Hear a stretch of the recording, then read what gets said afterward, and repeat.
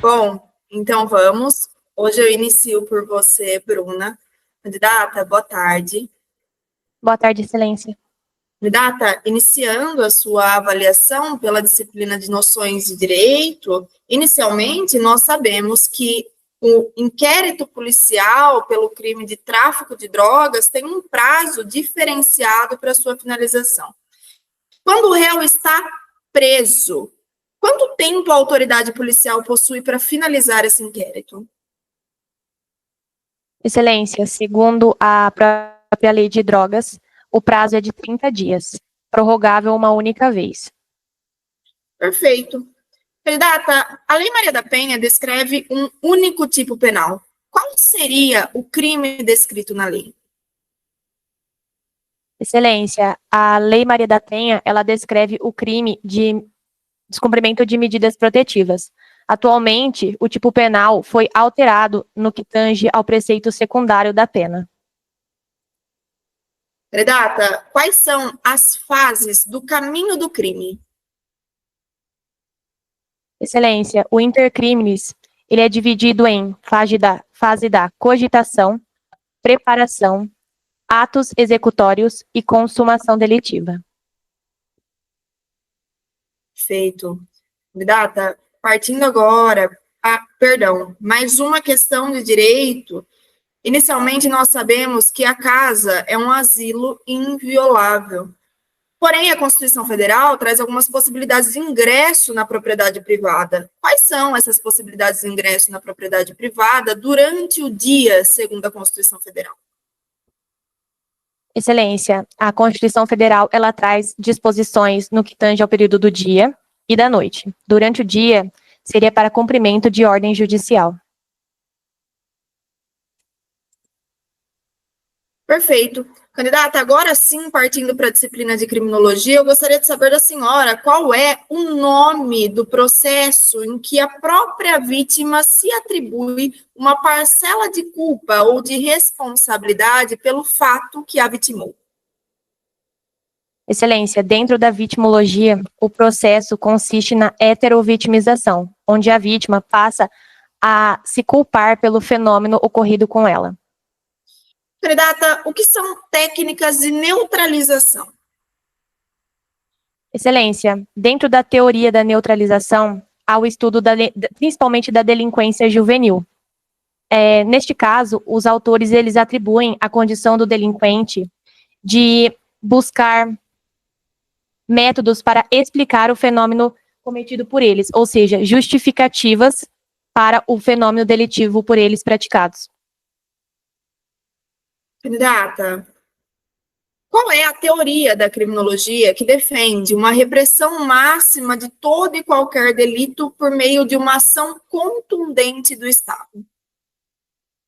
Excelência, a política é a política de tolerância zero.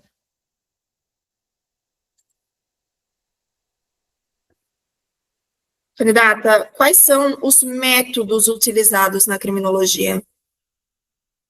Excelência, partindo-se do pressuposto de que a criminologia é uma ciência interdisciplinar, ela se utiliza dos métodos empíricos, indutivos, interdisciplinares, sociológicos e métodos biológicos. Candidata, partindo agora para a disciplina de língua portuguesa, preste atenção na seguinte frase. A vogal foi elidida na pronúncia. Qual é o significado de elidir nessa frase? Excelência, ao que me recordo, é eliminar. Candidata, qual seria a figura de linguagem de aliteração? Só um momento, Excelência. Certo. Excelência, a aliteração é uma figura de linguagem que consiste na repetição excessiva de consoantes. Candidata, o que é o período composto?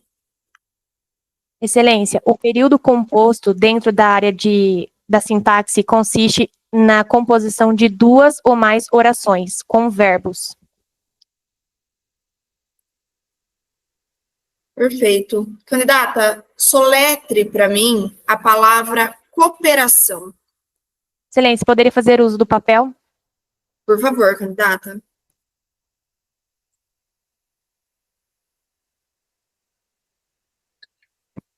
Excelência, C, hífen, O, hífen, O, hífen, P, hífen, E, hífen, R, hífen, A, hífen, C cedilha, hífen, aotil, hífen, O. Perfeito, candidata. Muito obrigada e boa sorte. Obrigada, excelência. Vamos lá, Bru. Boa banca, tá? Excelente banca. As suas respostas, elas, no início, quando a gente começou as arguições, elas eram um pouco mais extensas, né? Então, você explicava muito mais do que a pergunta falava. Hoje em dia, você já tem um poder de síntese muito bom, trazendo informações a mais, dando ao examinador mais conhecimento que você tem, mas não fugindo da resposta.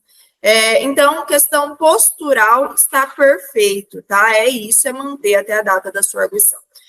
Fora isso, então, nós sabemos que nossa banca foi adaptada de acordo com aquilo que está sendo cobrado pela Academia de Polícia, né? Então, agora, nós temos de 3 a 4 questões por cada disciplina, nós optamos aí pelas 4 questões para que vocês treinem um pouco mais.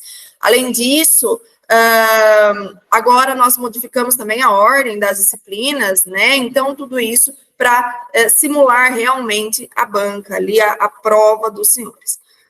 Sobre o conteúdo em português, aqui, Bru, na soletração, única coisa, o hífen, ele atrapalha um pouco quando você fala.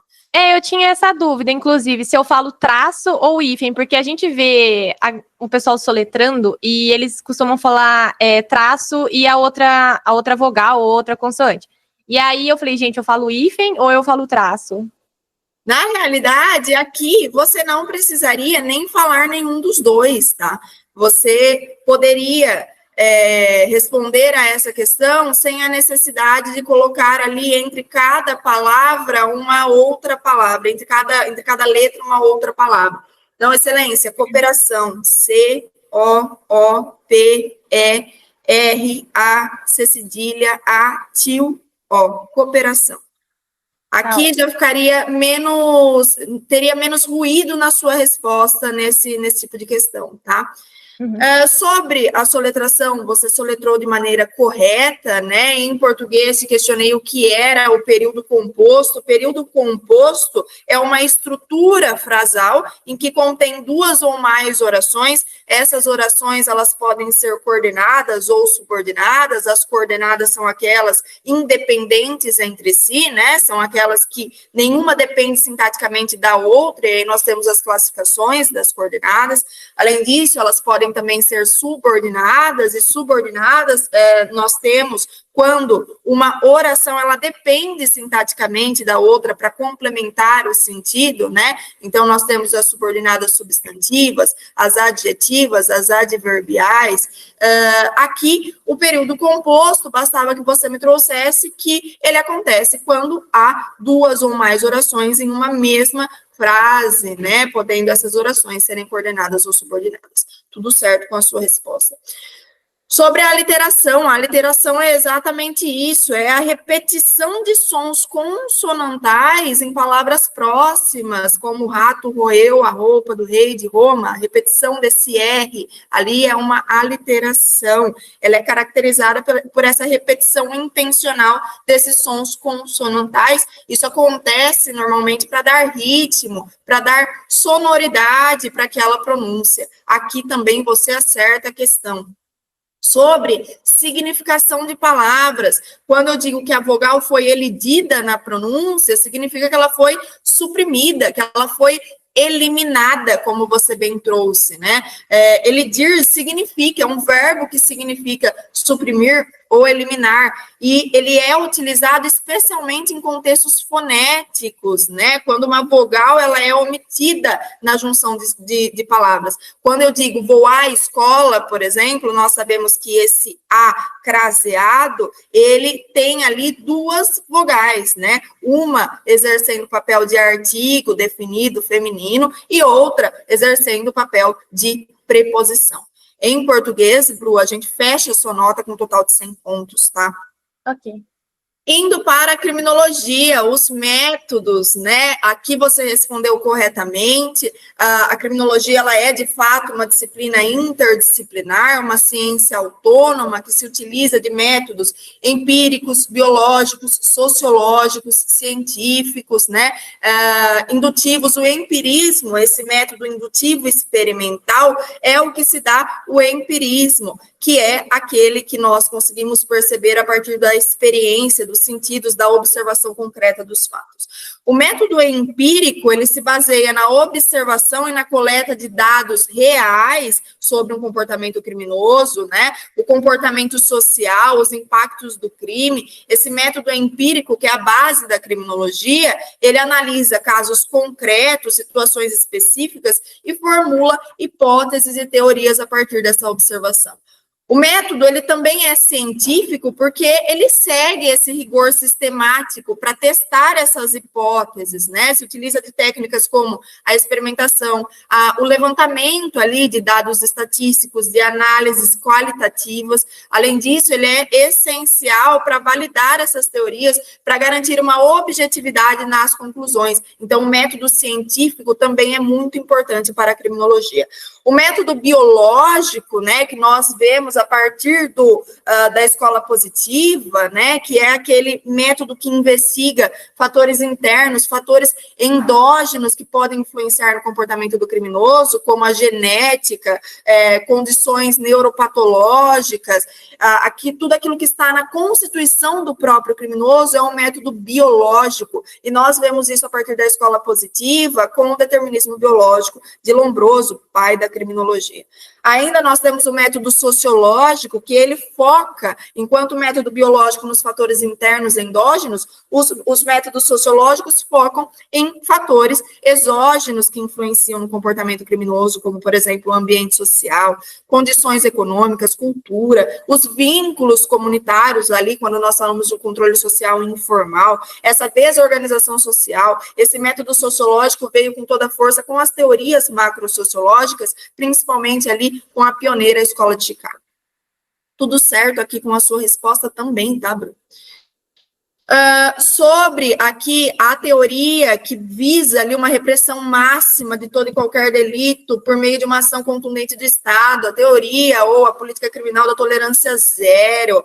Essa teoria da tolerância zero, ela é diretamente associada a essa política de repressão rigorosa a qualquer tipo de ilícito. Se fundamenta naquele experimento, né, que é o experimento das janelas quebradas, desenvolvida ali dentro do contexto da Escola de Chicago, que propõe que sinais de desordem urbana, como janelas quebradas, pichações, pequenos delitos, começam a gerar um ambiente que é propício para crimes mais graves, começam a transmitir essa ideia de ausência de controle, de ausência de autoridade naquela localidade.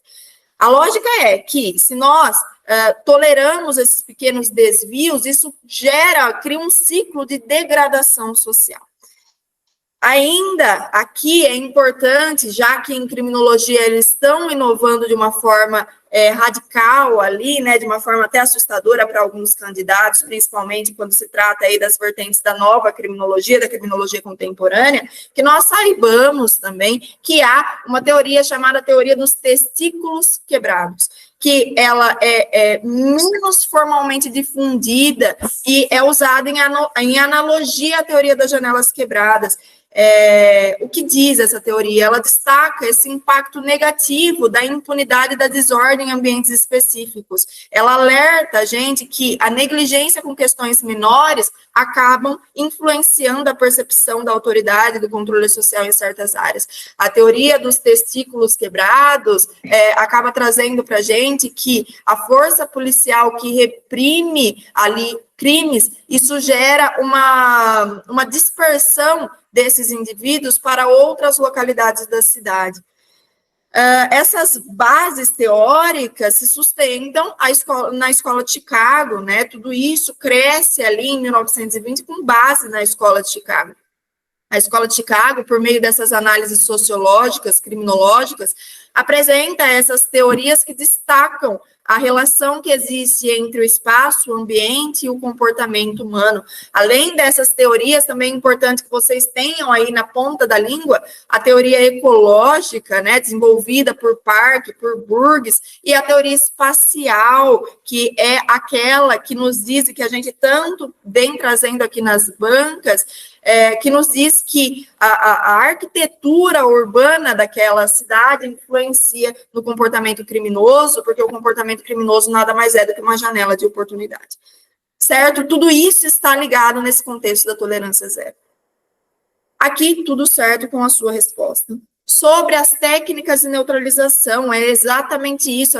A teoria da neutralização, ela parte da análise da delinquência juvenil, né? E o que seriam essas técnicas? As técnicas seriam justificativas, as quais esses desviantes, esses criminosos recorrem para tentar racionalizar esses comportamentos, redefinir, ressignificar situações. Esse processo acaba permitindo que temporariamente seja suspenso o compromisso daquele criminoso com as regras normativas, com os valores sociais, oportunizando dessa forma um comportamento delinquente e a proteção do indivíduo de se culpar pelo ato criminoso. É uma técnica para uma autojustificação, né, alegando que policiais, Ministério Público e os juízes, eles seriam corruptos. Há 5 principais técnicas aqui nas técnicas de neutralização. Primeiro, o criminoso nega a sua responsabilidade, ele acredita que ele foi levado a cometer o ato por forças externas ao seu controle. Ele nega o dano, ele minimiza, ele nega os prejuízos causados pela sua ação. Ele nega a vítima, descredibilizando a vítima, dizendo que essa vítima mereceu aquilo que ele fez. Ele condena os condenadores, desacreditando ali das figuras de autoridade, como policiais, promotores, juízes, afirmando que todos eles são corruptos ou, não sendo corruptos, são imorais. Além disso, né, a quinta e a última técnica, eles acabam apelando para a lealdade superior, né? Justifica o crime ali como resultado de uma obrigação com um grupo que ele tem, né? Ele traz esse apelo à comunidade de uma forma geral, se sentindo vítima e saindo de vítima da situação. Ou seja, são técnicas de autojustificação. Aqui tudo certo com a sua resposta também, Bro. Agora, sobre o nome do processo em que a própria vítima se atribui uma parcela de culpa ou de responsabilidade pelo fato que a vitimou. Heterovitimização, né? A própria vítima acaba se responsabilizando por aquilo e acaba revendo a ação que ela teve antes daquele crime, porque ela acha, por exemplo, que a culpa pode ser sua, que ela poderia ter evitado aquilo de alguma forma e ela não fez. Então, heterovitimização. Em criminologia, Bru, a gente fecha a sua nota com um total de 100 pontos também. Bia, essas questões mais abertas, assim, de criminologia que os examinadores estão perguntando, assim, eu até tenho uma ideia sobre o que seria a resposta. Mesmo que não seja o que eles esperam, será que eles atribuem alguma nota um pouco mais elevada? Porque a ideia a gente até consegue, assim, até vem à cabeça, mas às vezes não tá igual o que eles esperam que esteja, né? Entendi. Aí eu fico meio perdida, porque são coisas muito abertas que eles estão pedindo agora. Na realidade, em criminologia, é uma matéria que, assim, desde o início sempre me preocupou bastante, porque essas questões abertas normalmente vêm em criminologia. E agora, com esse estudo da criminologia contemporânea, mais ainda. O que acontece? Há questões que demandam do candidato um certo trabalho intelectual, e aí esse trabalho intelectual ele é exposto ao examinador, e esse examinador ele pode querer... A criminologia é uma matéria perfeita se o examinador quiser te testar em algum aspecto moral, por exemplo, em algum aspecto ali da legalidade, da pessoalidade do próprio candidato. O que eu aconselho? Sempre responda. Ali não tem uma válvula de escape. Eles atribuem pontuação. A prova oral, Bru, ela é uma prova que, assim, depende muito de quem está ali. Então, a gente vê, por exemplo, eu assisto as arguições de outros professores e, de repente, eles consideram como errado uma coisa que eu atribuiria nota, sim, a esse candidato. Então, não tem como a gente saber se aquele examinador, se você não bater com o espelho, ele vai zerar, ou se por ter um conhecimento pretérito daquela disciplina, esse examinador vai entender que você sabe do que você está falando e aí vai atribuir algum ponto ou outro. O conselho é, sempre responda. Se você tem uma ideia, tente tangenciar. Porque aí, das duas, uma. Ou você chega próximo do espelho dele, e aí ele faz a atribuição de pontos, ou você demonstra para o seu examinador que você está ali, que você não vai chutar a questão, que você vai tentar resolver esse problema que caiu no seu colo. Tá? Tá. Em direito, portanto, te questionei aqui dentro de direito constitucional qual é a possibilidade de ingresso na propriedade privada durante o dia, sabendo que a casa é um asilo inviolável do indivíduo. Aqui, Bru, você respondeu que para cumprir uma ordem judicial durante o dia, né? Nós sabemos que há várias teorias que explicam isso. Lei de abuso de autoridade traz o horário das 21 às 5 como sendo noite, e aí a gente usa isso, não usa tal. Independente dessa discussão doutrinária, o que nós temos que lembrar é que, mesmo durante o dia, nós temos outras possibilidades de ingresso que não pelo cumprimento de ordem judicial. O que se restringe é, durante a noite, não pode cumprir ordem judicial, não pode entrar com mandado, tem que ser durante o dia. Mas, durante o dia, nós também podemos entrar em caso de flagrante delito, em caso de desastre, para prestar socorro, né? Ou com o consentimento do morador. 5 possibilidades durante o dia. Com o consentimento do morador, flagrante delito, desastre, para prestar socorro ou por determinação judicial. Durante a noite, 4. Com o consentimento do morador, flagrante, desastre, para prestar socorro. Com ordem judicial, não, só durante o dia, tá? Sobre as fases do intercrimes aqui, né? Nós sabemos que o intercrimes ele é composto por 4 fases: a cogitação, a preparação, a execução e a consumação. A cogitação se refere àquele momento em que o agente concebe a ideia de praticar o crime, né? É uma fase interna, subjetiva, não tem relevância penal essa fase. A preparação consiste na realização de atos externos que antecedem a prática do crime, como adquirir instrumentos para planejar essa execução, né? Em regra, os atos preparatórios, eles não são puníveis, mas eles podem configurar ali um crime autônomo, ou ainda, esses atos preparatórios, como um crime autônomo, podem estar em lei, como, por exemplo, quando eu falo do terrorismo, a preparação já é um crime, será penalizada. Ou, se essa preparação, embora não seja um crime autônomo, ela consiste em um outro tipo penal, aí ela também é penalizada. Em regra, na preparação, não tem punição.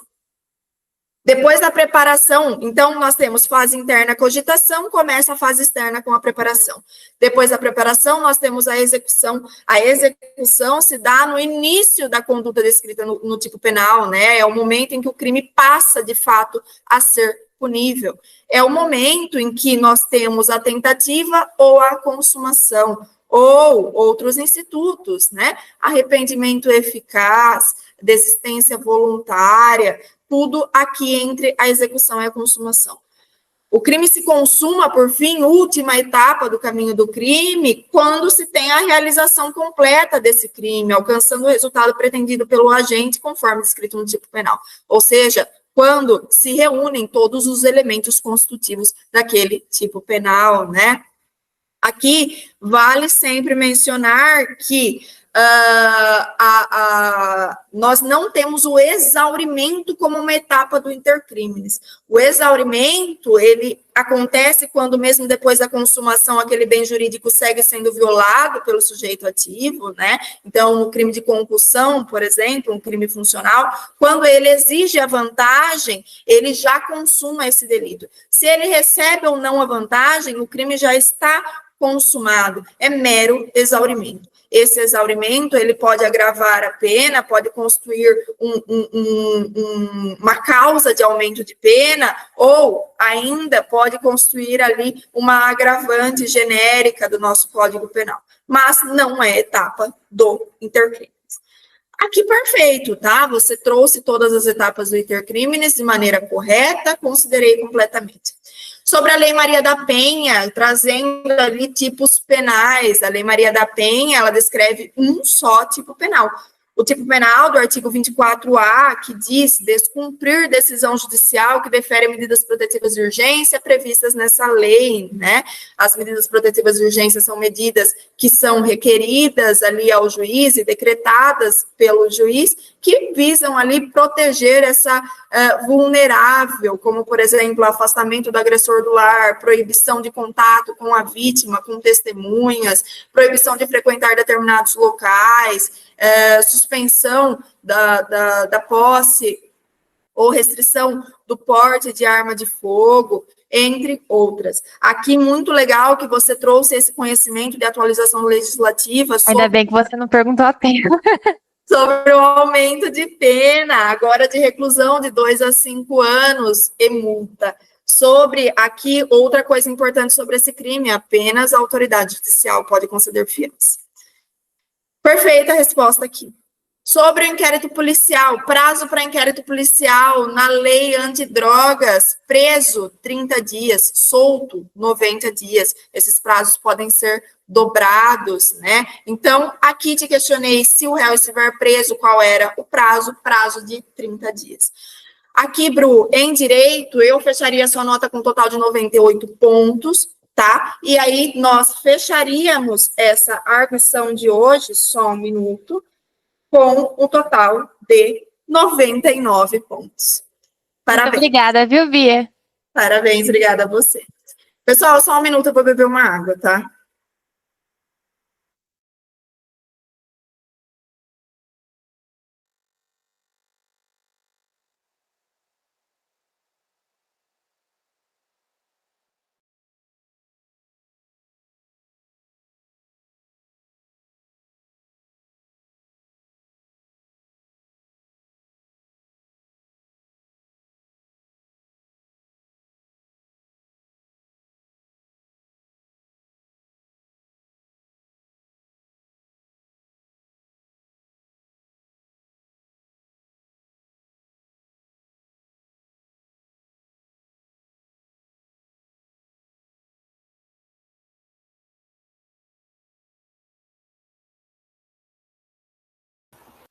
O pessoal, todo mundo aqui fez para investigador? Eu sim. Eu fiz para investigador. Eu fiz para escrivão. Investigador. Quando que é a sua prova, Bruna? É dia 9. Nossa. Tempinho bom ainda. É, mas eu tô preocupada com criminologia. É nada, criminologia. Você acredita que eu fiz uma pós de criminologia e eu ainda tenho um pouco de dificuldade com essas teorias mais modernas, principalmente porque eles estão misturando conceitos. Então, acho que o maior problema de criminologia são as perguntas abertas, né? Exatamente. Exatamente. E eles estão fazendo uma junção de temas nas perguntas, tá complicado. Por isso que eu até questionei a Bia se eles atribuírem algum ponto. Eu acho que, tipo assim, perguntou sobre alguma coisa de cultural ou feminista, por mais que a gente não saiba responder, dá o conceito do básico ali, que eu acho que você busca alguma palavra-chave ali do espelho. Eu acho interessante também trazer essa ideia central do que é ou vamos supor, a criminologia queer e tentar ali juntar com o que eles estão perguntando, porque eu acho que, no geral, todo mundo vai fazer isso, porque ninguém tem um conhecimento tão aprofundado a esse nível. Eu também acho. Mas vai chegar uma hora que também acho que não vai ter mais o que eles inventarem de perguntas sobre esses temas. O pessoal que ficou para o final, ou eles vão ter perguntas muito fáceis, ou eles vão querer inventar moda. É verdade, realmente. Mas vai dar certo. Vai dar certo, se Deus quiser.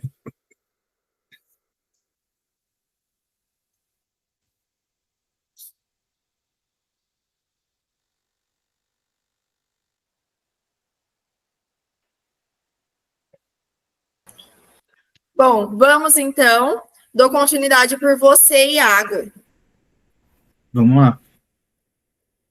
Candidato, boa tarde. Boa tarde, excelência. Iniciamos a sua avaliação pela disciplina de Direito. Inicialmente, eu gostaria de saber do senhor quais são os poderes da União. Excelência, os poderes da União são os poderes executivo, legislativo e judiciário. Candidato, o que significa dizer que o inquérito policial é conduzido com discricionariedade? Excelência, a discricionariedade do inquérito policial diz respeito a cada caso concreto que permite ao delegado de polícia agir conforme o caso necessita.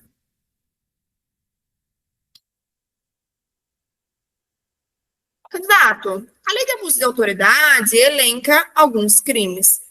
Os tipos penais definidos nessa lei podem ocorrer de uma forma culposa.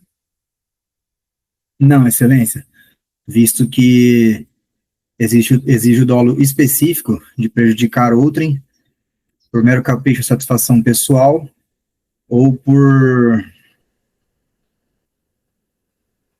Só um momento, excelência.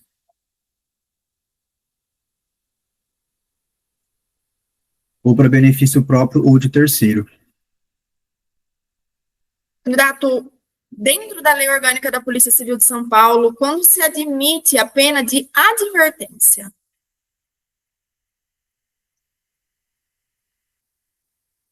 Só um momento, excelência, por gentileza.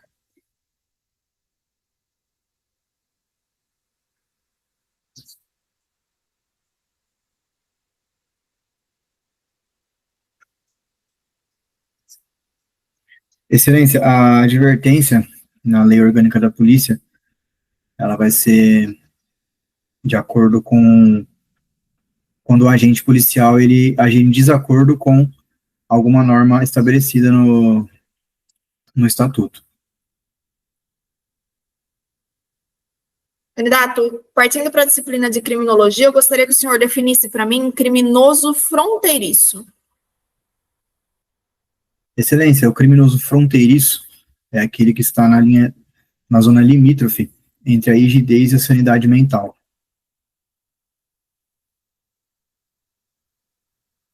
Candidato, cite o nome de um expoente da Escola de Chicago. Howard Becker, excelência. Candidato, preste atenção na seguinte definição. É um tipo de prevenção que busca reforçar a confiança no sistema de justiça criminal, fortalecer a coesão social, reafirmar valores e normas que sustentam a ordem social. Aqui eu falo de qual tipo de prevenção? Prevenção geral positiva, excelência. Perfeito. Candidato, o que seria a perigosidade vitimal?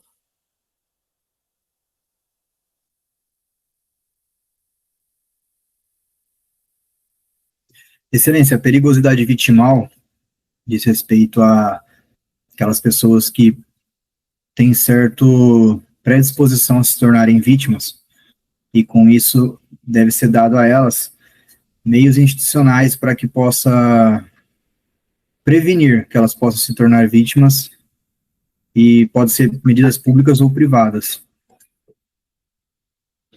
Perfeito. Candidato, partindo para a disciplina de língua portuguesa, a frase vou a Manaus se utiliza crase? Não, excelência, nesse caso não tem crase. Candidato, soletre para mim a palavra rescisão.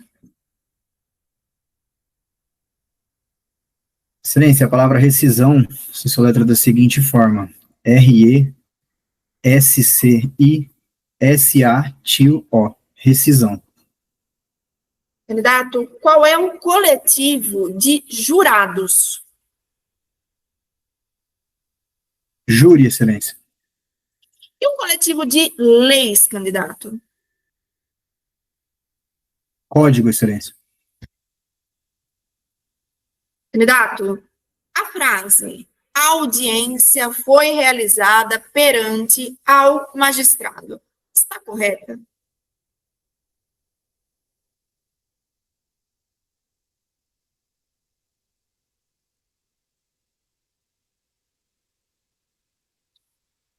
Sim, excelência, está correto. Perfeito, candidato. Muito obrigada e boa sorte. Obrigado. Iago, vamos lá. Aqui, correta a sua postura, tá? A sua forma de tratamento, você responde de uma forma bem rápida, não usa de nenhuma alternativa, como pedir para que o examinador repita a resposta, em que pese tudo isso não tenha problema, e eu incentivo, inclusive, os alunos a fazerem isso quando necessário for. É muito legal perceber que o candidato já está num nível de treinamento bom, a ponto de a arguição ser fluida, né? A arguição não ter ali interrupções, cortes, ser uma coisa rápida. Ali na prova oral, vocês vão perceber que é tudo muito rápido, né? Pergunta e resposta. De repente, vocês vão pegar um examinador que quer a resposta de bate pronto, e aí eles vêm com perguntas mais objetivas. Cada coisa depende ali do perfil desse examinador. Essa banca é uma banca mais objetiva e você atende ao pressuposto aí da banca, ao objetivo da banca. Sobre conteúdo, língua portuguesa. A frase, a audiência foi realizada perante ao magistrado, ela está incorreta, tá, Iago? Por quê? Porque perante já é uma preposição. Ou seja, esse a que está junto ali no ao magistrado, ele não deveria estar ali, né? Nós não utilizamos duas preposições ali. Então, ela está incorreta porque essa regência seria melhor feita se nós falássemos perante o magistrado, excluindo essa preposição a. Não existe perante ao. Nós aprendemos que quando se já tem uma preposição, não se utiliza uma outra preposição. Perfeito? Okay. Aqui você erra a questão, portanto. Sobre o coletivo de jurados, júri, maravilha. Sobre o coletivo de leis, legislação ou código. O substantivo coletivo, ele é aquele utilizado para, mesmo no singular, se referir a uma coletividade de alguma coisa, né? Então, a coletividade de leis, nós falamos legislação, código. A coletividade de jurados, nós falamos júri. Há coletivos genéricos e específicos. Nesse caso, nós estamos falando de coletivos específicos. Sobre a forma de soletrar aqui, você soletrou corretamente a palavra rescisão, né? Rescisão tem o SC ali, ali na última sílaba nós utilizamos um S só, e a forma de soletrar também está correta dentro do padrão.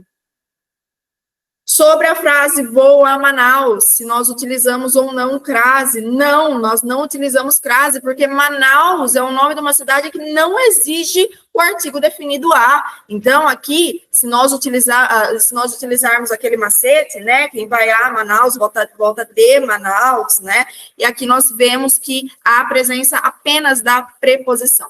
Fora isso, Manaus não recebe o artigo ali, até por ser um nome masculino e não feminino, né? Perfeito, aqui, tá? Em português, eu fecharia a sua nota com um total de 75 pontos, tá, Iago? Certo. Sobre criminologia, perigosidade vitimal. A perigosidade vitimal, ela se refere, de fato, a essa condição em que a vítima, de uma forma direta ou indireta, ela acaba contribuindo para a sua vitimização, seja pelas suas atitudes, pelos seus comportamentos, pela exposição excessiva que essa vítima tem ao risco, né? Então, é uma maior propensão, uma maior disposição a se tornar vítima. A análise dessa perigosidade vitimal se dá para que nós consigamos proteger essa vítima, prevenindo através da vítima que ela tenha um comportamento que a leve a ser vítima. Quando nós falamos, olha, não anda nesse lugar, não expõe esse objeto, vai sair, por exemplo, pelas ruas de São Paulo, ruas que são consideradas perigosas, retira a corrente de ouro, a pulseira, tudo isso é para se evitar de você se expor a um risco desnecessário. A perigosidade vitimal se dá a partir do momento que a vítima se expõe a esses riscos e ela acaba contribuindo de uma forma consciente ou não, direta ou não, para a vitimização. Perfeita a resposta aqui. Sobre as prevenções dentro de criminologia, nós temos algumas classificações de prevenções, como a prevenção geral positiva, a prevenção geral negativa, a prevenção especial positiva, a prevenção especial negativa. Essas prevenções estão relacionadas à teoria relativa da pena, né, em que nós sabemos que o foco é prevenir e não reprimir, mas fora isso, quando nós tratamos da prevenção direta ou indireta, nós temos ainda outras classificações, como a prevenção primária, a prevenção secundária e prevenção terciária. Aqui eu te questionei qual era o tipo de prevenção que busca reforçar a confiança no sistema de justiça criminal, fortalecer a coesão social, reafirmar valores dentro da ordem social. Tudo isso se dá dentro de uma perspectiva da prevenção geral positiva, que busca reforçar essa confiança no sistema de justiça criminal, busca fortalecer a coesão social, busca reafirmar os valores, as normas que sustentam essa ordem social. O seu objetivo é promover a legitimidade do sistema penal, criar um ambiente de respeito às normas, motivar os cidadãos para que eles se comportem de acordo com a lei, mas não por medo, como nós temos na prevenção geral negativa, mas sim pela internalização dos valores sociais, tá? Ainda, e aí passando um pouco por todos os tipos de prevenção, quando nós tratamos da prevenção geral negativa, o foco é no efeito intimidador daquela punição, ou seja, no medo de sofrer sanções legais, como forma de desmotivar o cometimento de crimes, né? O seu objetivo é evitar que potenciais infratores cometam os crimes, agindo como um mecanismo de dissuasão, baseando-se nessa ideia de que o crime não compensa. Quando a população vê outra pessoa ali sendo penalizada por esse crime, aqueles que queriam praticar aquilo devem ficar com medo de praticar, porque eles veem que o sistema de justiça, ele funciona e que ele vai ser penalizado. É esse efeito intimidatório da pena em outra pessoa. Na prevenção especial positiva, nós temos essa busca especial, por quê? Porque é destinado ao condenado, e porque é positiva, porque nós buscamos a reintegração social do infrator, utilizando essa pena como um meio de ressocialização. O objetivo da prevenção especial positiva é transformar o comportamento do condenado para que ele possa conviver em sociedade de uma forma harmoniosa, sem reincidir.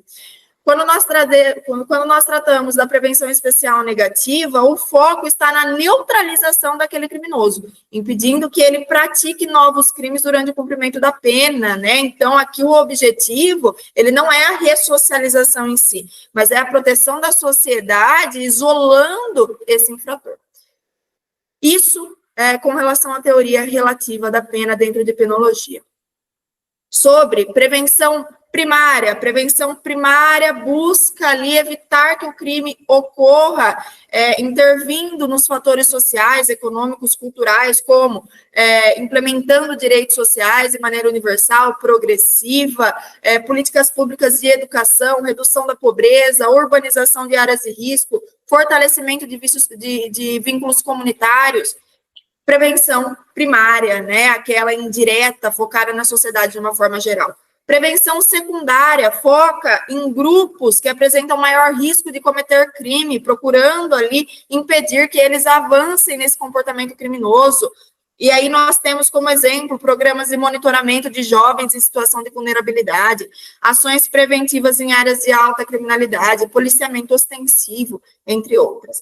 A prevenção terciária se destina à reinserção social de indivíduos que já cometeram crimes, né, visando prevenir a reincidência, como programas de ressocialização, ensino técnico em penitenciárias, acompanhamento psicológico para aquele egresso do sistema prisional. Essa é a prevenção terciária.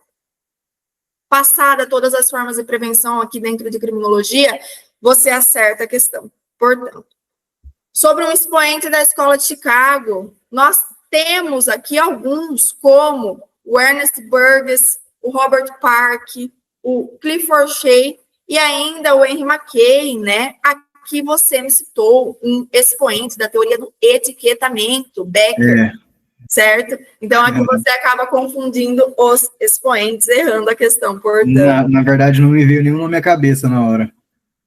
E aí você trouxe o Becker ali. O Becker é o mais marcante, né, por ser a primeira teoria que nós estudamos com afinco quando nós tratamos da teoria do conflito, né, o etiquetamento, ele é uma teoria que tem ali um marco importante dentro de criminologia, então é por isso que a gente marca esse nome do Becker. Mas, paciência, confundiu, não deixou de responder, é nessa linha mesmo. Sobre o criminoso fronteiriço, ele surge ali com a semi-imputabilidade, principalmente pelos ensinamentos de Ferri, lá na escola positiva, né?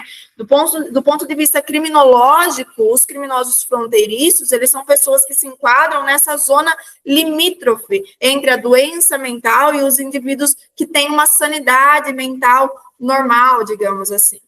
Eles são semi-imputáveis, são pessoas que acabam delinquindo devido ali a um distúrbio de personalidade, como um transtorno de personalidade antissocial, transtornos sexuais, entre outras. A linha é entre a rigidez e a sanidade mental.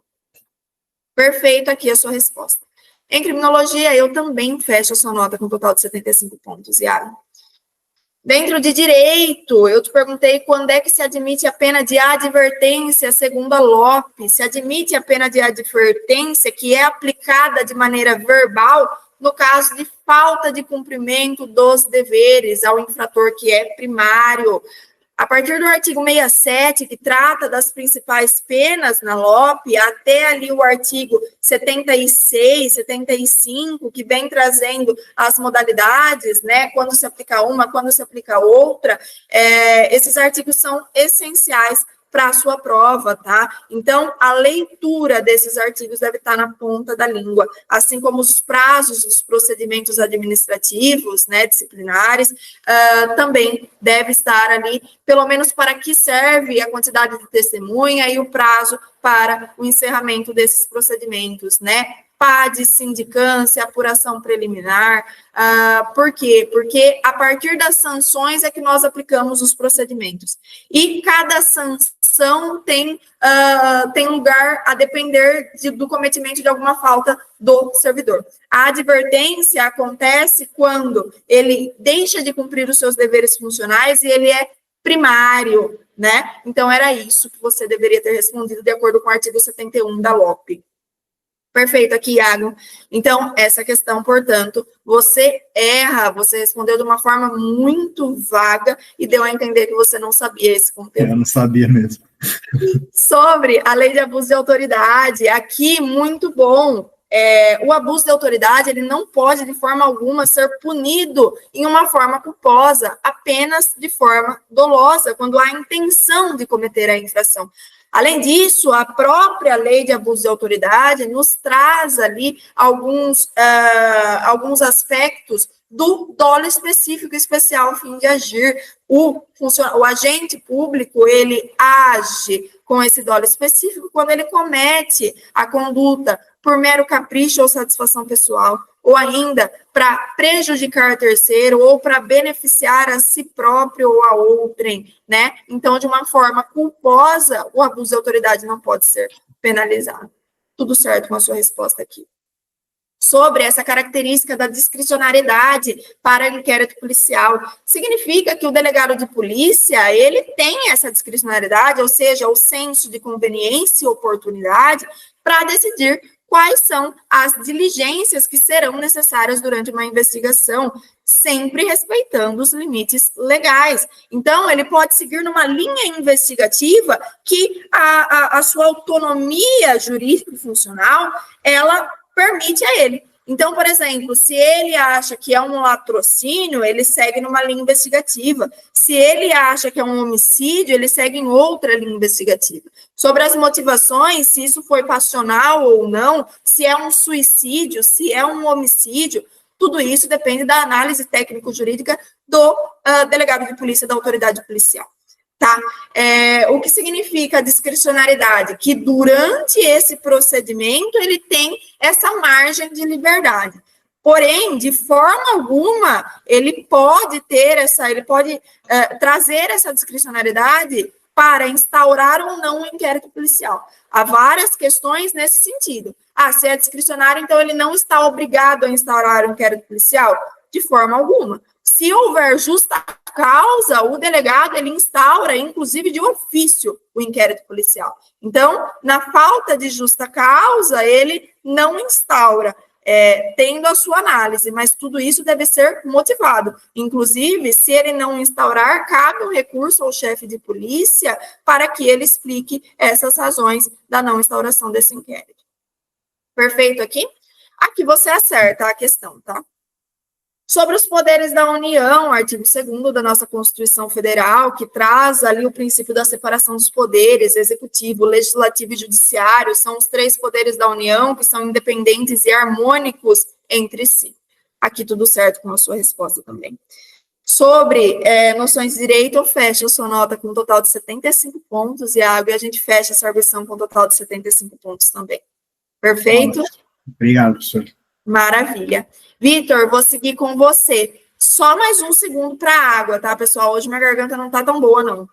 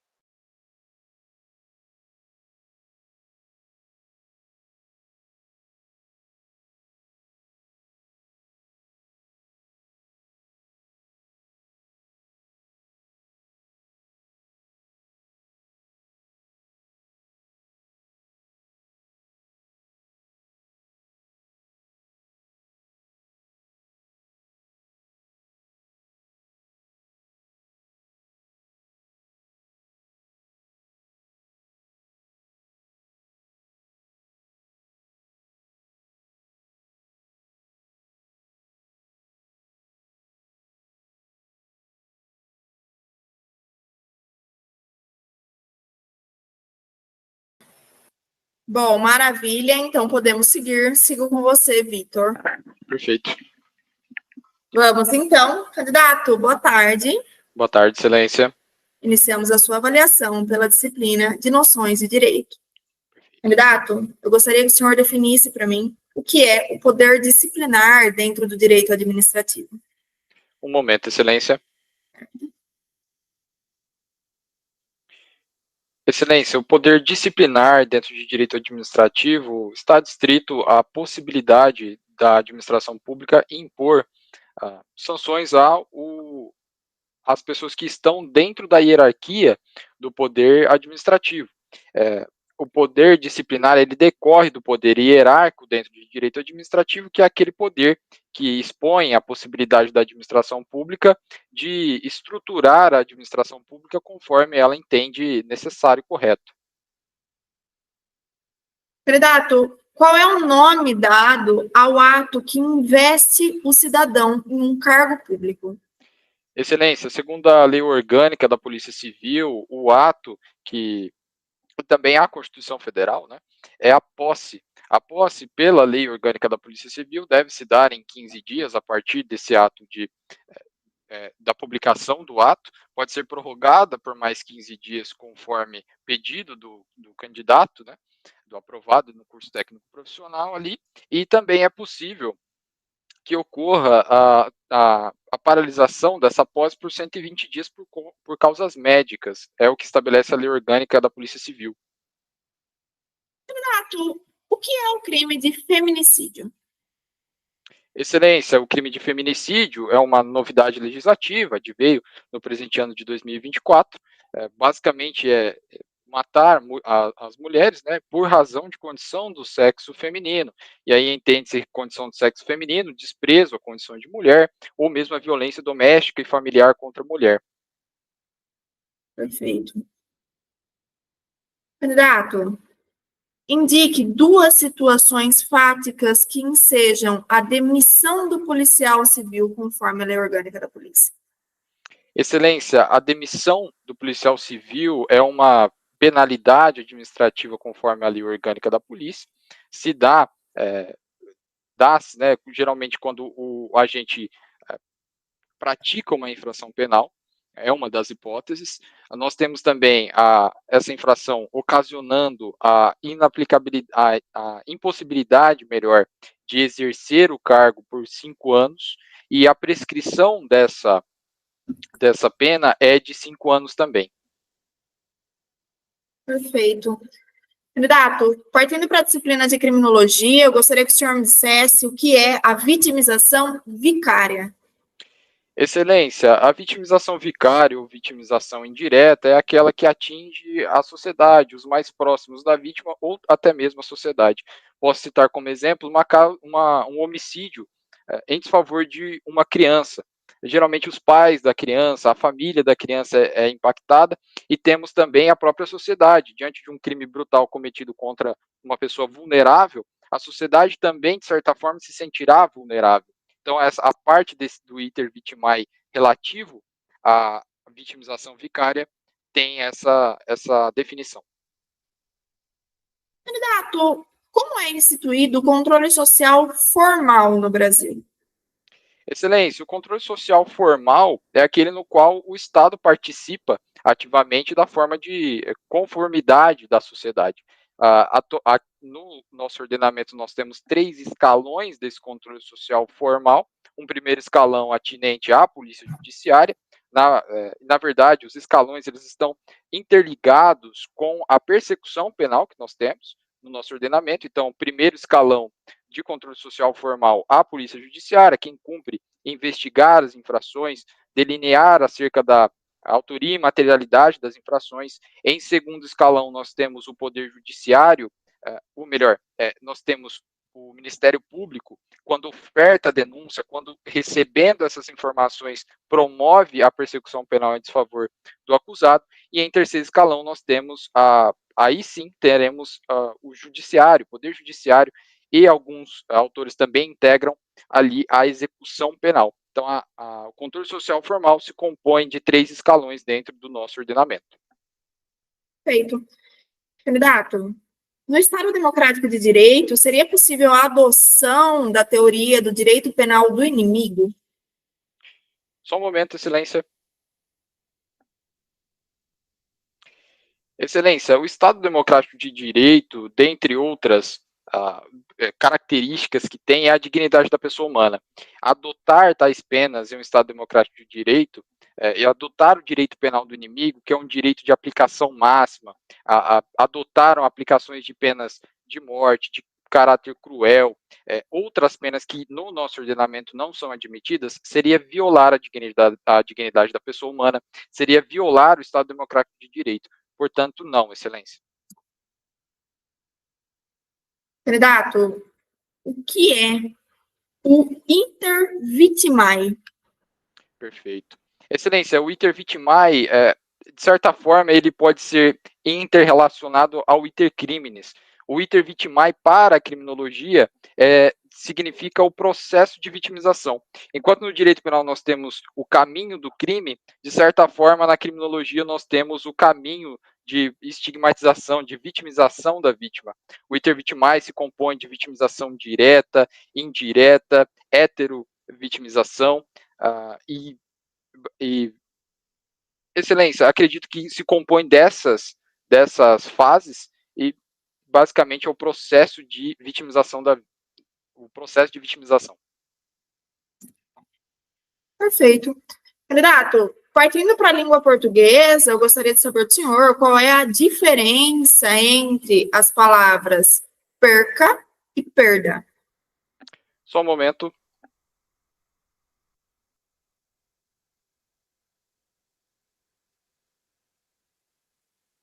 Excelência, a palavra perca está adstrita a um substantivo, é um substantivo, enquanto a palavra perda é uma conjugação verbal.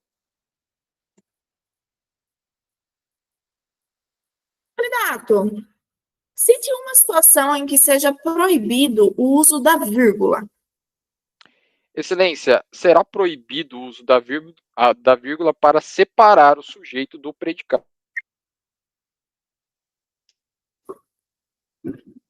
Candidato, o que são os homônimos perfeitos?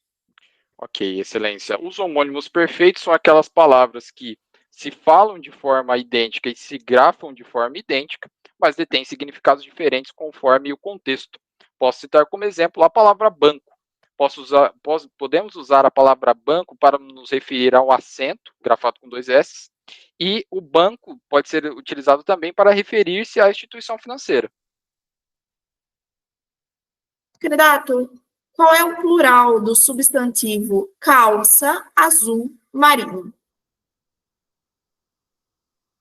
Só um momento, excelência. Excelência, o plural da palavra calça azul marinho é calças azuis marinho. Perfeito, candidato. Muito obrigada e boa sorte. Eu que agradeço. Vitor, vamos lá. Sobre o aspecto postural. Perfeito, é isso. A gente mantém isso até a data da sua avaliação. Sobre conteúdo e a forma de oratória. Aqui você acaba, em algumas questões, extrapolando, e por isso você pode se prejudicar, tá? Dentro da LOP, por exemplo, eu te questionei uma coisa sobre demissão.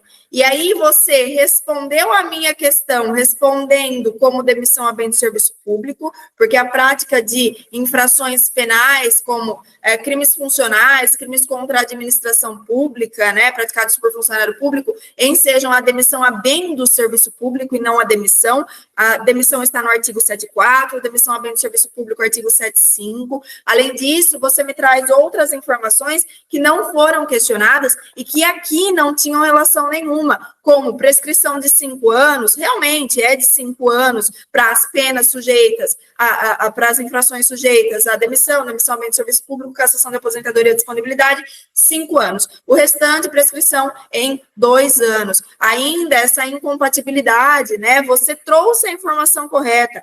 Demissão, 5 anos de incompatibilidade. Demissão a bem de serviço público, 10 anos de incompatibilidade. Porém, aqui você traz diversas informações e a pergunta não é respondida. Sobre o caminho da vítima ali, né, o intervitimae, mesma coisa, você respondeu super corretamente. E aí você tentou trazer as fases que eu não te perguntei. E as fases você respondeu de uma maneira incorreta, porque esse caminho da vítima, ele inicia na intuição e ele vai até a consumação. Esse caminho da vítima, ele descreve a vitimização primária, né? Aquele ato em que a vítima, primeiro, ela começa a ter a intuição, a cogitar que ela pode ser vítima de um crime, depois disso ela começa a se preparar, né? Tendo ali mecanismos de defesa ao seu alcance, depois ela dá início aos atos executórios, né? Tentando colocar esse mecanismo de defesa à prova. Por fim, a consumação no intervitimae é a tentativa do intercrimes. Por quê? Porque se consuma o intervitimae quando o agente, por circunstâncias alheias à vontade dele, não conseguiu tornar essa vítima vítima. E aí, no intercrimes, no caminho do crime, isso seria a tentativa, não chegando à consumação, tá? Então, aqui, só que eu não te questionei as fases, por isso que eu falo, se você acaba trazendo mais informações, pode ser que você traga de uma maneira incorreta, então busque sempre se atentar ali ao enunciado da questão. Fora isso, perfeito, não sou a pessoa que fala que é para responder da forma mais objetiva possível, você pode acrescentar dados, mas esses dados, eles não podem ensejar uma nova questão. Então, por exemplo, o prazo para prescrição não tinha relação nenhuma com qual é a hipótese de demissão. Entende? É que eu não lembrava. É que eu literalmente só lembrava da demissão a bem de serviço. Aí eu tentei colocar mais os elementos para ver se eu não perdi a questão. Entendi. Porque as outras questões mais difíceis, que é a prescrição, a inabilitação, tudo eu lembrava. Aí quando chegou na hipótese que ensejava, eu me deu um branco total. Como que essas hipóteses de demissão a bem de serviço público, como que é bom que a gente decore? A gente tem que saber que demissão são 6 hipóteses, né? Então, nós temos ali no artigo 75 no artigo 74 da LOP, nós temos as hipóteses de demissão. As hipóteses de demissão são abandono de cargo, procedimento irregular de natureza grave, ineficiência intencional e reiterada no serviço, aplicação indevida de dinheiros públicos, insubordinação grave, ausência no serviço por mais de 45 dias, interpoladamente durante um ano. Como que a gente decora isso? Abandonou o cargo ou se ausentou por mais de 45 dias interpoladamente durante um ano, demissão. Que mais tem aqui? Coisas como insubordinação grave, ineficiência, né? Então, é aquele servidor público que está sempre ali protelando, teimoso, né? Aquele que causa uma desordem no local de trabalho. Além disso, procedimento irregular de natureza grave, um tipo penal aberto ali, né, que leva ao corregedor a interpretar isso e aplicar no caso concreto. E, por fim, nós temos ali a aplicação indevida de dinheiros públicos. Não sendo essas 6 opções envolvendo crime, demissão a bem de serviço público.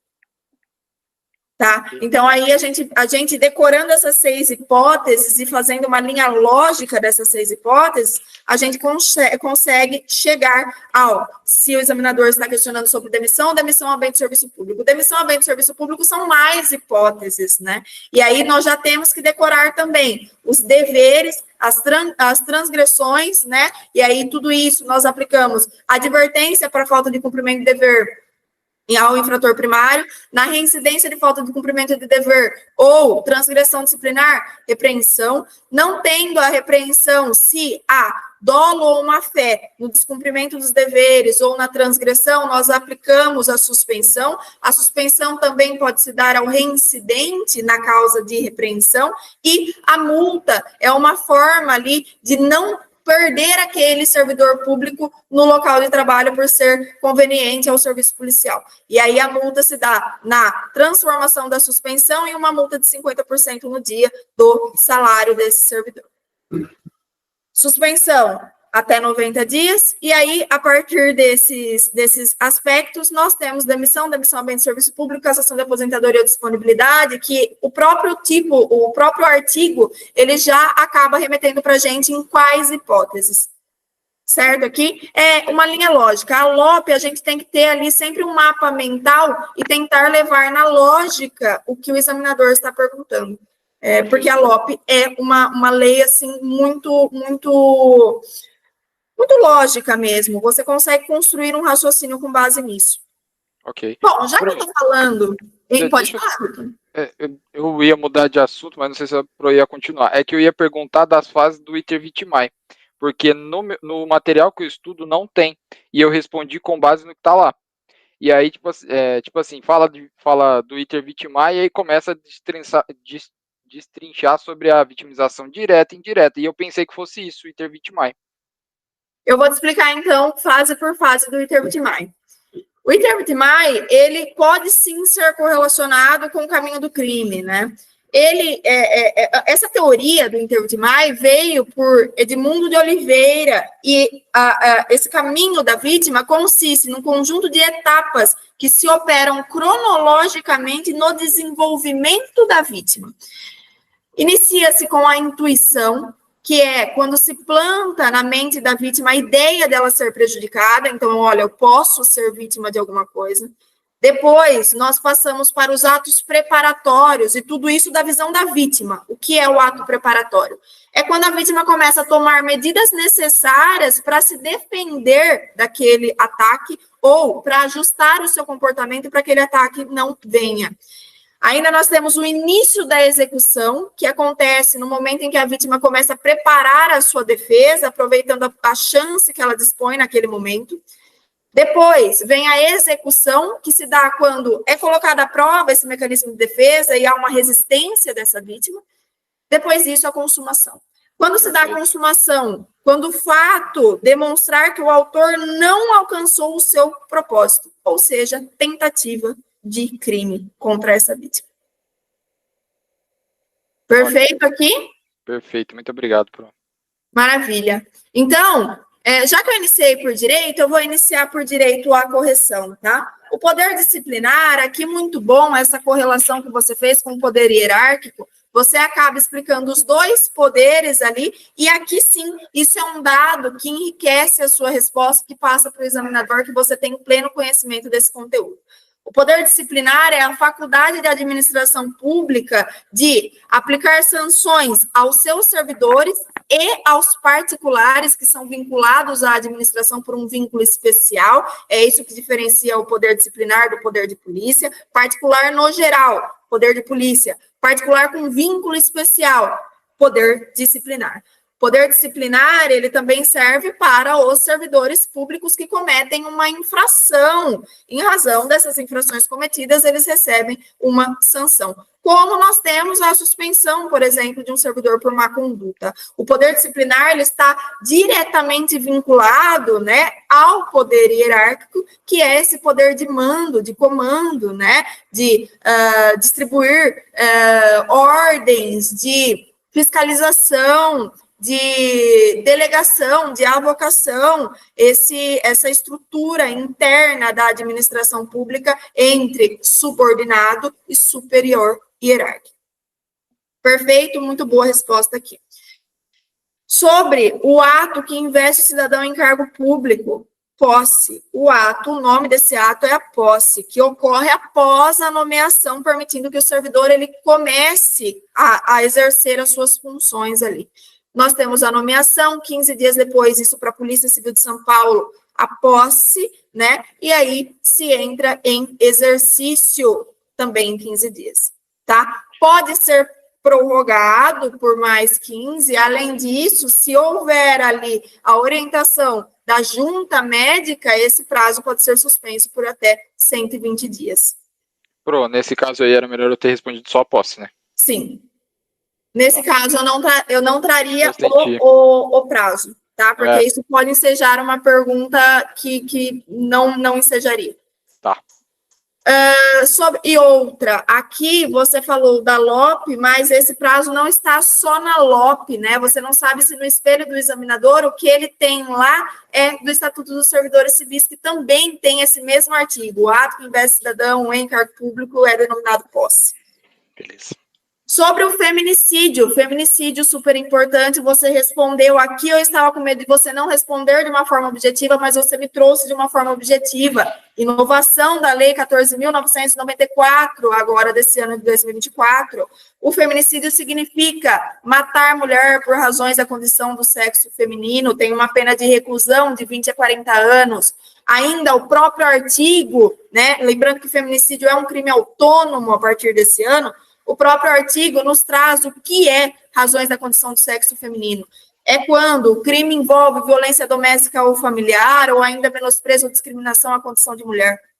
O próprio artigo também nos traz causas de aumento de pena de 1/3 até metade, se o crime é praticado durante a gestação, 3 meses após o parto, ou se a vítima é mãe ou responsável por criança, adolescente ou pessoa com deficiência de qualquer idade, inovação legislativa aqui, ou ainda se o feminicídio é cometido contra a pessoa menor de 14, maior de 60 anos, com deficiência, portadora de doença degenerativa que acarrete uma condição limitante ou de uma vulnerabilidade físico-mental. Ainda se aumenta a pena se esse crime é praticado na presença física ou virtual de ascendente ou descendente da vítima, ou se ele é praticado em descumprimento das medidas protetivas de urgência, ainda se ele é praticado ali nos casos de homicídio qualificado, né? Tudo isso, inovação legislativa, artigo 121A do nosso Código Penal. Aqui é importante trazer o conceito legal e trazer que esse feminicídio, ele se dá por razões da condição do sexo feminino. Nós temos o gênero da vulnerabilidade aí. Sobre as situações aqui que indicam a demissão, aqui nós temos, né, como resposta, essas situações trazidas do artigo 74 da LOP. Abandono de cargo, procedimento irregular de natureza grave, ineficiência intencional e reiterada no serviço, aplicação indevida de dinheiros públicos, insubordinação grave, ausência no serviço sem causa justificável por mais de 45 dias, interpoladamente durante um ano. Você deveria pegar 2 desses 6 casos aí trazidos pela LOP. Aqui, em direito, eu fecharia a sua nota, Vitor, com um total de 80 pontos, tá? Beleza. Indo para a criminologia, então, vitimização vicária. O que é vitimização vicária? Que você acerta a questão. É esse processo pelo meio do qual uma pessoa ou um grupo, ele sofre consequências de um crime ou de uma violência que foi cometido contra uma outra pessoa, um outro grupo. Familiares, amigos de uma vítima de homicídio, por exemplo, podem experimentar esse sentimento de medo, principalmente, de raiva, de culpa, de luto, mesmo que essas pessoas elas não foram diretamente afetadas ali pelo ato criminoso, né? Então, essa sensação de substituição da vítima mesmo, de insegurança, em que parece não tenha sido a vítima do crime, ela sente os sentimentos daquela pessoa que, de fato, foi a vítima real. Sobre o controle social formal no Brasil, o controle social formal no Brasil, ele é estabelecido, de fato, por essas instituições legais, regulatórias, que incluem todo o sistema de justiça criminal. São 3 seleções ali, né? São 3 escalões, como você trouxe. O primeiro é concretizado ali pela Polícia Judiciária, responsável pela investigação do crime. O segundo, pelo Ministério Público, ele é responsável por ofertar a denúncia. O Judiciário e a fase de execução penal estão nessa terceira seleção, nesse terceiro escalão, que traz para a gente aí essa correspondência com a nossa persecução penal. Primeiro a Polícia Judiciária, Ministério Público, partindo para o Judiciário em si. Além dessas, né, nós não temos só essas agências de controle social formal, nós temos outras agências governamentais, regulatórias, e eles funcionam como uma forma ali de buscar e assegurar o cumprimento da lei através da definição e aplicação das penalidades para condutas consideradas ilegais ou prejudiciais na sociedade. O controle social é um dos objetos da criminologia, ele pode ser formal ou informal. O formal, ele acontece quando o informal falha. O controle social informal, aquele que forma o indivíduo, né? Escola, igreja, família, que traz o indivíduo ali a submissão das normas sociais, ele é preventivo, educacional, enquanto o controle social formal, ele é repressivo, ele ocorre depois, né? Quando esse sujeito ele não consegue se adequar às normas sociais. Perfeita a resposta aqui. Sobre se é possível a aplicação da teoria do direito penal do inimigo, essa teoria trazida por Jacobs aí, né, que trata algumas pessoas como cidadãos e algumas pessoas como indivíduos no cumprimento de pena. Aquele considerado como indivíduo teria suprimida teria suprimidas as suas garantias constitucionais, os seus direitos fundamentais. E aí, isso é compatível com o Estado Democrático de Direito? É lógico que não. No Estado Democrático de Direito, nós temos ali a democracia que se pauta no respeito às garantias e direitos fundamentais, e ainda que o Estado ele não pode agir com arbitrariedade contrariando a lei. A Constituição Federal dispõe essas garantias e esses direitos fundamentais. E esses direitos fundamentais, eles não podem retroceder. Por conta disso, nós não aplicamos o direito penal do inimigo. Nesse Estado Democrático de Direito, essa adoção é considerada controversa, ela não é aceita. Por quê? Porque essa teoria propõe um tratamento diferenciado, um tratamento muito mais severo para determinados indivíduos que são considerados inimigos da sociedade. Isso viola princípios fundamentais do direito penal, como, por exemplo, a igualdade perante a lei, proteção de direitos humanos, a dignidade da pessoa humana, que é ali a base de toda a nossa Constituição Federal. Esse sistema penal democrático busca tão somente a justiça, a ressocialização, a proteção do direito de todos os indivíduos, mesmo aqueles que seriam ali considerados por Jacobs como inimigos, né? Aqui nós não temos inimigos, até porque essa definição ficaria a cargo do Estado. Quem seria o inimigo? E aí nós teríamos uma insegurança jurídica tremenda. Certa resposta aqui. O intervitimai, não vou passar de novo por ele, tá? Mas aqui eu retiraria alguns pontinhos seus, mas nada extremo ali. Você respondeu de forma correta. O intervitimai, de fato, ele consiste nesse processo para a vitimização, nesse conjunto de etapas que desenvolvem a vítima naquele crime. Portanto, aqui em criminologia, eu fecharia a sua nota, Vitor, com um total de 97 pontos, tá? Beleza. Sobre português, eu te questionei qual era a diferença entre perda e perca. E aí, você me respondeu de uma forma contrária, porque você acabou confundindo, tá? Perca é uma forma do verbo perder, conjugado ali no presente do subjuntivo, né? Que eu perca, que tu percas, que ele perca.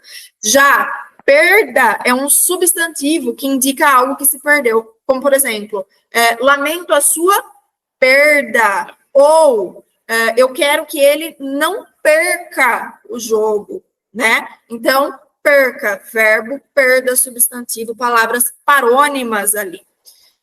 Sobre uma situação em que seja proibido o uso de vírgula, você respondeu corretamente. Não se usa vírgula entre sujeito e predicado. Não se separa o sujeito do verbo e nem o verbo do seu complemento. Então, nós temos que não se separa o sujeito do predicado através de uma vírgula, né? SVC. Sujeito, verbo, complemento, andam sempre juntos sem essa presença de vírgula. Perfeita a resposta aqui. Sobre os homônimos perfeitos, nós estamos tratando da homonímia, né? Nós sabemos que nos homônimos nós temos aqueles que são homônimos homógrafos, ou seja, aqueles que se escrevem de uma forma igual, mas a pronúncia é diferente.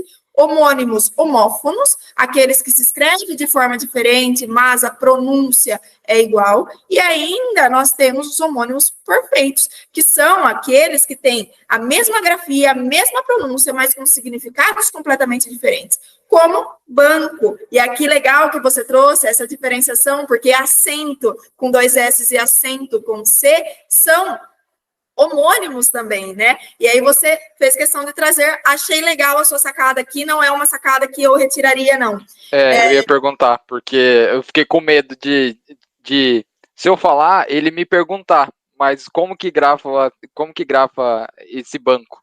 Aí eu ia estar lascado, né? Uhum. Na realidade, o acento com 2 S e acento com C são homônimos homófonos, né? Então, legal essa sacada, eu não retiraria, não, e também não acho que os examinadores achariam isso ruim. Eu acho que foi aqui uma demonstração de conhecimento mesmo, de mostrar para o examinador que você sabia, inclusive, como é a grafia que você está aplicando nesse estudo da homonímia. Beleza. Então, perfeito. Outro exemplo, manga, né? Manga da camisa, manga fruta, entre vários outros homônimos perfeitos. Já aqui, no plural do substantivo calça azul marinho é uma cor ali, é um adjetivo que é invariável. Portanto, calças azul marinho seria a resposta dessa questão, tá, Vitor? Tá. Aqui você erra a questão, portanto. Okay. Em português, infelizmente, eu fecharia sua nota com um total de 50 pontos, tá? Você erra a primeira e a última questão. Okay. E aí, hoje, nós encerraríamos a sua banca com um total de 78 pontos. Ok. Perfeito? Perfeito. Muito obrigada. Eu que agradeço. Agora vamos, Isabelle. Candidata, boa tarde. Boa tarde, Excelência. Iniciamos a sua avaliação pela disciplina de Direito. Inicialmente, eu gostaria de saber da senhora o que é o Instituto do Habeas Data. Excelência, o habeas data é um remédio constitucional que garante ao indivíduo impetrante conseguir acesso a dados. Esses dados podem estar em sites do governo, né, instituições governamentais, para um recadastro, uma alteração, ou apenas a nível de verificação de dados.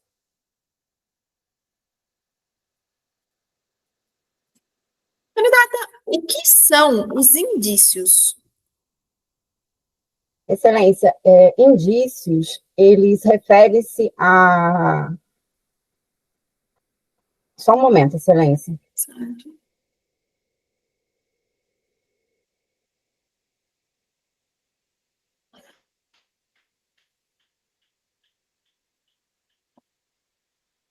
Excelência, indícios, eles indicariam, são indicativos de um cometimento de um delito, por exemplo, né?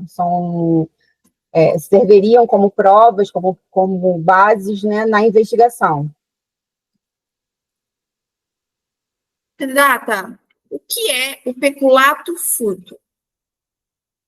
Excelência, o peculato é um crime funcional, um crime de funcionário público contra a administração pública, e o peculato furto, que a Excelência perguntou, Isso. o funcionário público, ele detém o bem e ele ou ele tem, perdão, só um momento. O peculato furto, Excelência, o funcionário público, ele ou se apropria ou permite que um terceiro se aproprie, por condições do cargo. Perfeito. Candidata, cite 3 fundamentos da República Federativa do Brasil. Excelência, 3 fundamentos: soberania, a cidadania e a dignidade da pessoa humana. Candidata, partindo para a disciplina de criminologia, é correto afirmar que a criminologia se estrutura a partir de um método dedutivo? Excelência, a criminologia, ela não se vale do método dedutivo, e sim do método indutivo. Candidata, qual é a teoria que enfatiza que o crime é resultado de um processo de aprendizagem? Excelência, seria a associação diferencial. Candidata, em relação aos fatores da criminogênese, o que são fatores endógenos? Excelência, fatores endógenos são fatores genéticos, são fatores ligados à condição genética, né? Pelo que me recordo, seriam ligados à genética do indivíduo. Candidata, qual é a diferença entre a macrocriminalidade e a microcriminalidade? Só um momento, Excelência.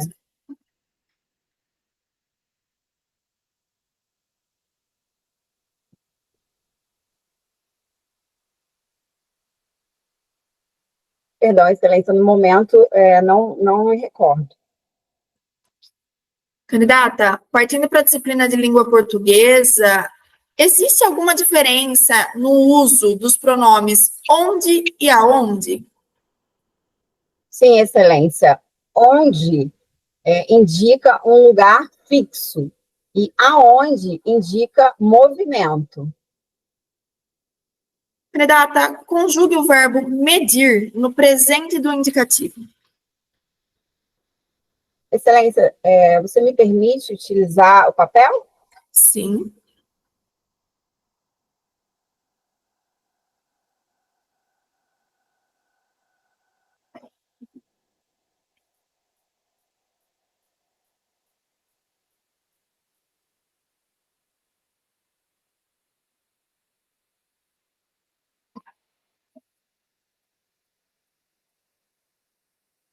Excelência, o verbo medir no presente do indicativo ficaria eu meço, tu medes, ele mede, nós medimos, vós medis, eles medem.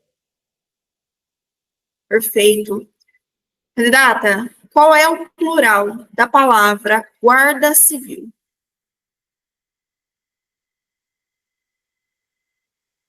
Excelência, o plural da palavra guarda civil é guardas civis. Candidata, na frase, ela gosta de mexer na terra. A palavra mexer é grafada com X ou com CH? Mexer é grafada com X, excelência. Perfeito, candidata. Muito obrigada e boa sorte. Obrigada, excelência. Isa, vamos lá. A sua postura, muito boa. Todas as bancas, e aí eu vejo as suas bancas, você sempre mantém o mesmo padrão comportamental. Muito legal isso, né? A sua forma de resposta é uma forma fluida, né? Trazendo ali para o examinador aquilo que ele quer. Sobre conteúdo, tá? Hoje, nessa arguição, você acaba cometendo alguns equívocos, né? Principalmente na disciplina de criminologia. Em direito, sobre indícios, também eu não consideraria sua resposta como uma resposta correta, até porque está no próprio texto legal, né, do CPP, o que seria indícios. Há algumas escorregadas, como fatores endógenos, você vai responder sobre ser só genética, e fatores endógenos não têm relação apenas com a genética. Os fatores endógenos, eles podem ser ali de origem da antropometria, né, quando nós tratamos da bertiolagem, ainda da antropologia, que está ligada ali com o Ambrosio, da biotipologia, e Sheldon traz para a gente o ectomorfo, o mesomorfo, o endomorfo. Além disso, fatores como a neurofisiologia, a endocrinologia, que trata dessa função hormonal, e aí nós temos também a genética criminal.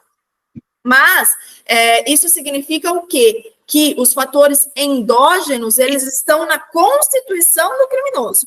Seja isso um fator genético ou não. Seja um fator desenvolvido ou não. O foco não é exógeno, não está ali no seio social, está nele. E aí isso pode ter uma relação ali psicológica, psiquiátrica, ou pode ser da genética, ou do seu sistema hormonal, né? Tudo isso pode ser desenvolvido também. O que importa é que está dentro da constituição dele. Então, sobre conteúdo, Isa, sobre a grafia aqui de mexer sempre com X, né? Aqui você acerta a questão. O plural da palavra guarda civil. Guarda não flexiona quando ele é um verbo. Nesse caso, ele é um substantivo. Portanto, se nós temos dois substantivos, ele vai se flexionar normalmente. O plural é guardas civis. Mas o plural de guarda-roupa é guarda-roupas, tá? O examinador quis fazer essa pegadinha ali para diferenciar guarda substantivo e guarda verbo. Sobre o verbo medir no presente do indicativo, aqui você respondeu corretamente. O presente do indicativo é aquele tempo que se conjuga com o advérbio hoje, e além disso, o indicativo é aquele modo que indica uma certeza. Eu meço, tu medes, ele mede, nós medimos, vós medis, eles medem. Perfeita resposta. Sobre a diferença dos pronomes relativos onde, aonde. O onde é utilizado com verbos que não indicam movimento, com locais fixos, estáticos, como onde você mora, quem mora, mora em, local fixo. Agora, o aonde, ele é utilizado para verbos que indicam movimento, como, por exemplo, aonde você vai, né? Para onde você vai, direção, movimento. Perfeito aqui. O a é essa preposição que indica normalmente movimento. Em português, eu fecho sua nota com um total de 100 pontos, Isa. Em criminologia, macro e microcriminalidade. Aqui, você poderia ter pedido sinônimo, tá? Macrocriminalidade envolve crimes que são complexos, crimes do colarinho branco, crimes como organizações criminosas, aqueles com um alto impacto social, um alto impacto econômico, mais difícil de ser investigado e desenvolvido, né? Nós temos aqui as cifras douradas nessa macrocriminalidade. A microcriminalidade, por outro lado, se refere a crimes que são de rua, aqueles crimes menores, como furtos, pequenos delitos, aqueles que geram uma insegurança social muito ligado ali ao colarinho azul, né, aqueles crimes de rua. Sobre os fatores da criminogênese, aqueles que são endógenos, os fatores endógenos são fatores internos aos seres humanos que impulsionam ou pelo menos acabam contribuindo para o cometimento de delitos, né? São de ordens biológicas, psicológicas, institucionais, tem vários segmentos ali. O que importa endógeno está dentro do indivíduo, fator método biológico, né? Aquele que se estuda no próprio indivíduo. Sobre a teoria que enfatiza que o crime é resultado de um processo de aprendizagem, nossa teoria do consenso, desenvolvida por Sutherland, a associação diferencial. A associação diferencial enfatiza que o crime é um resultado de um processo de aprendizagem no qual as pessoas, elas acabam adquirindo técnicas, valores, atitudes, justificativas que acabam facilitando a prática do comportamento criminoso. Essa teoria, ela destaca a influência social, a influência dessas relações interpessoais na formação do comportamento desviante, dizendo que tudo surge de um processo de interação entre as pessoas, né? Sutherland propõe que não há ali a criminalidade apenas pela miséria, pela pobreza, mas sim porque as pessoas se reúnem em grupos, e nesses grupos, assim como você aprende um trabalho, você também aprende o cometimento de delitos por meio de técnicas, por uma forma de mimetismo, lembrando ali de Gabriel Tarde. Perfeito aqui?